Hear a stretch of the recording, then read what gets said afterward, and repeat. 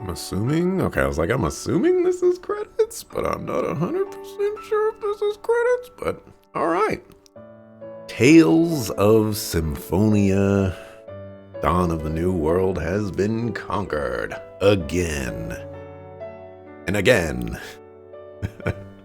My third time beating this game. And, you know, I'm not 100% sure if I've ever gotten this ending before. This one seems like it was the good ending. And I think the neutral ending is probably what I have achieved in the past. But I'm not 100% sure. I know the bad ending is one that I've gotten before as well. Because, like I said, who wants to lose to those two busters? Not me. All right, well, yeah. Overall thoughts is this game is a game. It's honestly it's not as bad of a game as many people say it is. In my opinion, it has some really cool aspects to it. I like the kind of monster catching and like the evolving of them and stuff like that. I think that's very cool, and it's very new for a Tales of game too. So for them to kind of take that risk and put that into this game, I applaud that. I like that games take risks, even if they work or don't work. You know, the risk itself is a lot of the times enough for me to praise.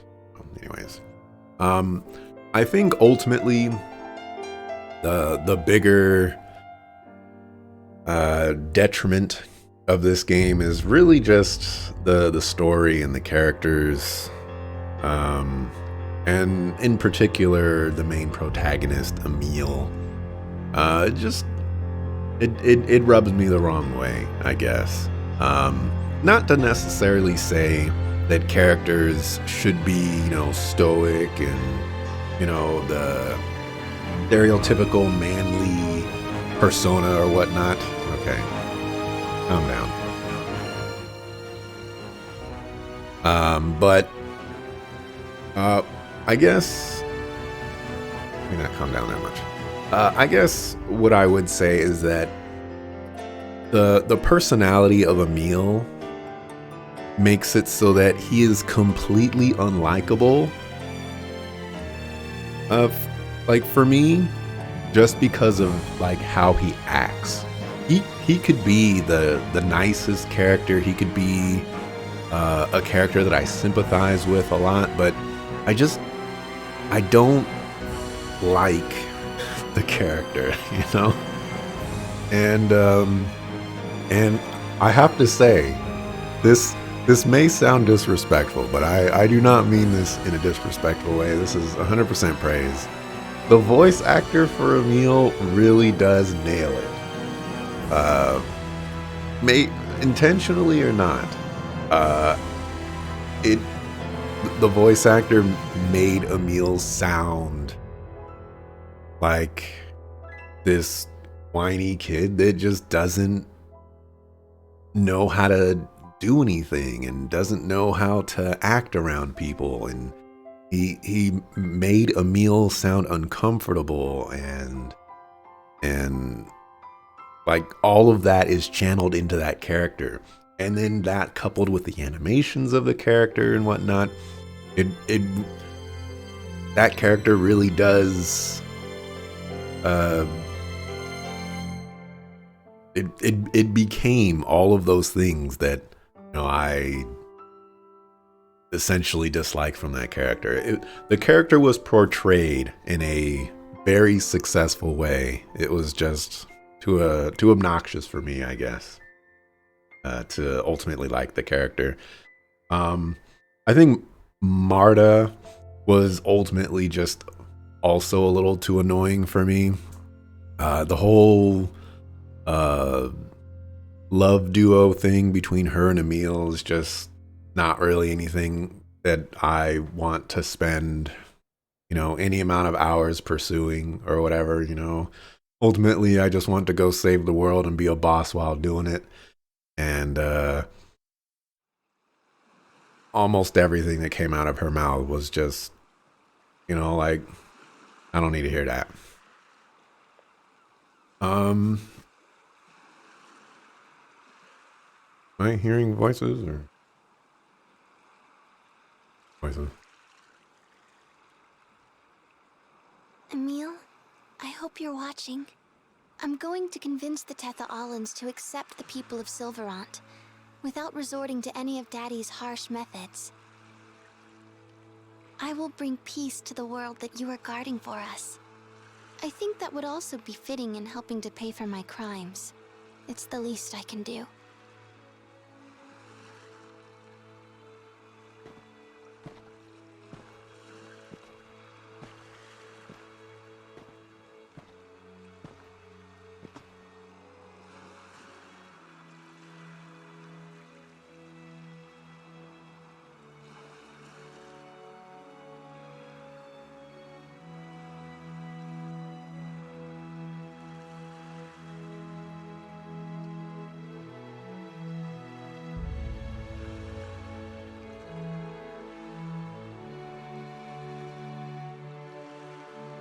It can't be.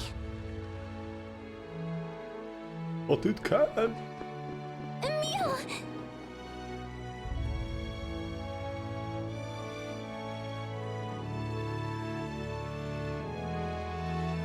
I should have went with the bad ending.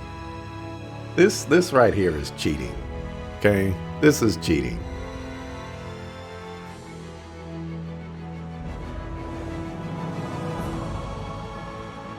Anyways.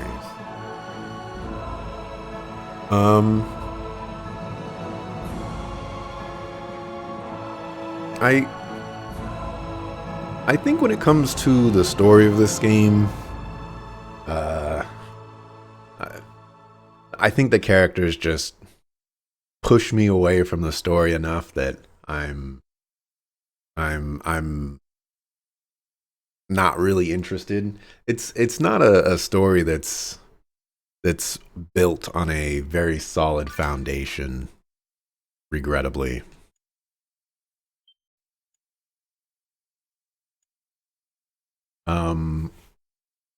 Like even at the very end right there, they kind of changed their mind about how the seal on the door works, so that they could allow for Richter's plan to actually be a possibility. And if that was ever the case, then they should have, like, if we knew that, which Tenebrae knew and Ratatosk apparently knew, then we should have been approaching things from a very different angle. But, of course, we can't be doing anything like that. So, yeah. As far as like the combat goes, I think the combat's okay.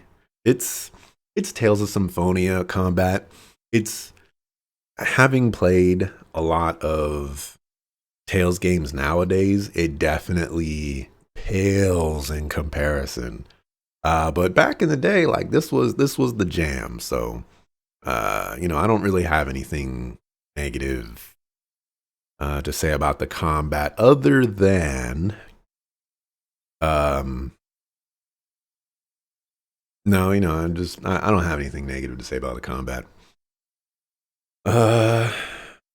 I'm sure there's a lot of things that I've mentioned throughout the playthrough that have been ultimately, obnoxious, or things that I would have liked changed, but those specific things are not necessarily coming to mind, other than Marta constantly leaving and rejoining the party. That's giga obnoxious. So we can put a pin on that. I guess if the developer is watching, me personally, this is not the story that I would have liked told in the Tales of Symphonia world. I think it's always a risk to create a sequel to a game and have you play different characters in that sequel. I'm sure there are a ton of successful sequels out there that do this, but I think oftentimes if you like the first game and you like the characters of the first game, you want to be those characters. You want to interact with those characters again, a second time. And I don't think this game really pushed that enough for me. There was a lot of nice interactions with those characters, but I wanted to go on another journey with them. And in this game, they're more of just kind of like a side act. They remove themselves. They've got their own things to do, and I think they've conveyed that very well. They leave for reasons that are mostly uh, within reason and whatnot. So I appreciate that. But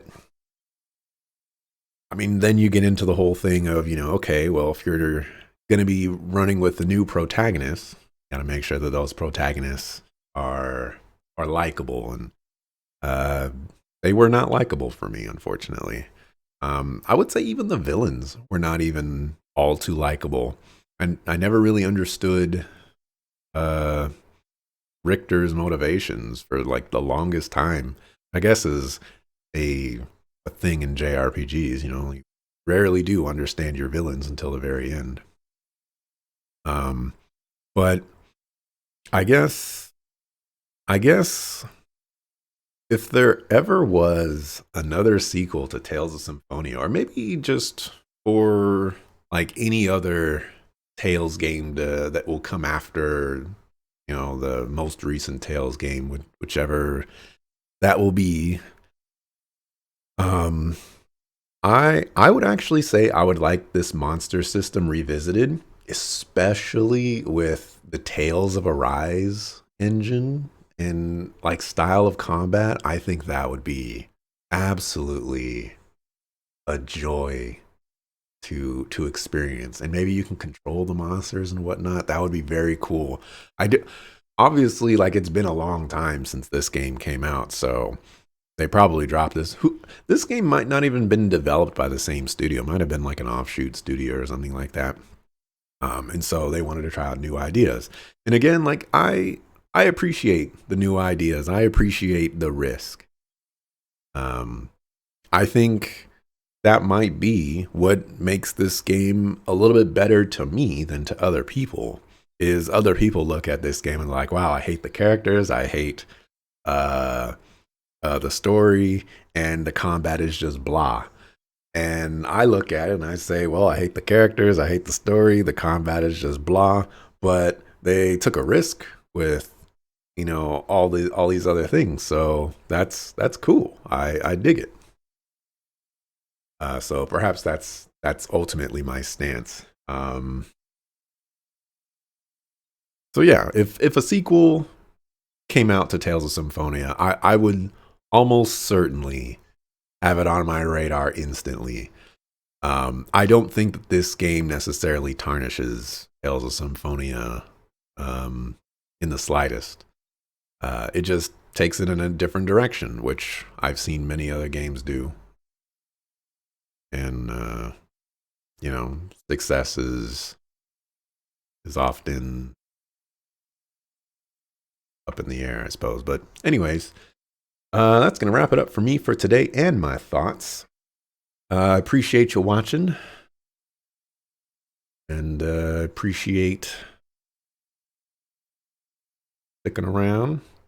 I'll be back tomorrow, 7 a.m. Pacific, to play something else. December is running out on us. I don't see anybody streaming, so I'm out. Peace.